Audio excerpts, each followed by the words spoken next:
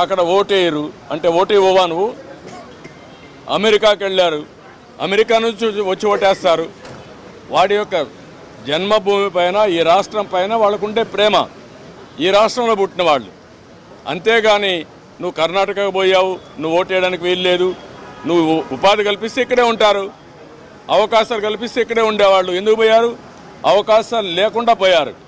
అలాంటి వాళ్ళకి మేము ఓటు ఇవ్వమంటే కరెక్ట్ కాదు. అది వెరిఫై చేసుకోవాలి. అక్కడ వేయకుండా ఇక్కడ వేస్తే ఎలాంటి తప్పులు.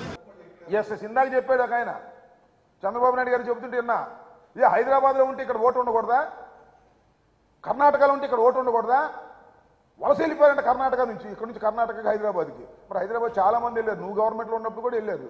నేను ఒకటి మనవి చేస్తున్నా, హైదరాబాద్లో ఉన్నా, ఢిల్లీలో ఉన్నా, కర్ణాటకలో ఉన్నా, మద్రాసులో ఉన్నా ఇక్కడ ఓటు ఉండవచ్చును, నో సందేహం, నో డిస్ప్యూట్. అయితే హైదరాబాద్లో ఒక ఓటు, ఇక్కడ ఒక ఓటు, అది కుదరదు నాయన, అది ప్రజాస్వామ్యం కాదు బాబు. హైదరాబాద్లోనే మొన్న ఓట్లు వేస్తారు, మళ్ళీ ఇక్కడికి వచ్చి ఇక్కడ ఓట్లు వేస్తారు. ఇది ఎట్లా ప్రజాస్వామ్యం అవుతుంది చెప్పండి? హైదరాబాద్లో ఓటుంది, ఇక్కడ ఓటుంటే ఎక్కడో ఒక చోటే ఓటు ఉండాలి, ఇది ప్రజాస్వామ్యం. కర్ణాటకలో ఓటుండి ఇక్కడ ఓటుంటే ఇక్కడో అక్కడో ఒక చోటే ఉండాలి, ఇది ప్రజాస్వామ్యం. అక్కడ కావాలంటే ఇక్కడ కావాలంటే చంద్రబాబుకి, హైదరాబాద్లో కావాలంటే ఇక్కడ కావాలంట. అది చట్ట వ్యతిరేకం, అది అప్రజాస్వామికం. వాటిని తీసేయాలి, తీసేసే విధంగా అందరూ ప్రయత్నం చేయాలి. Either Hyderabad or Andhra Pradesh.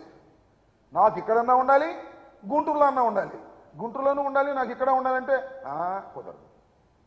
అందువల్ల ప్రతి ఓటర్కి ఒక ఓటే ఈ రాష్ట్రంలో ఉండాలి తప్ప 2 చోట్ల నమోదు కాకూడదు. అలా నమోదైతే అది నిర్బంధంగా తీసి అవతల పారేస్తారు. దానిలో ఏ విధమైన సందేహం. చంద్రబాబు నాయుడు గారికి అక్కడ ఓటు కావాలి, ఇక్కడ ఓటు కావాలి అంటే వీళ్ళందరికీ కూడా. సో అర్థం చేసుకోవాలి, ప్రజాస్వామ్యంలో ప్రజాస్వామ్యబద్ధంగానే ముందుకు వెళ్ళాలి, దాన్ని అందరూ సపోర్ట్ చేయాలని మేము భావిస్తున్నాం.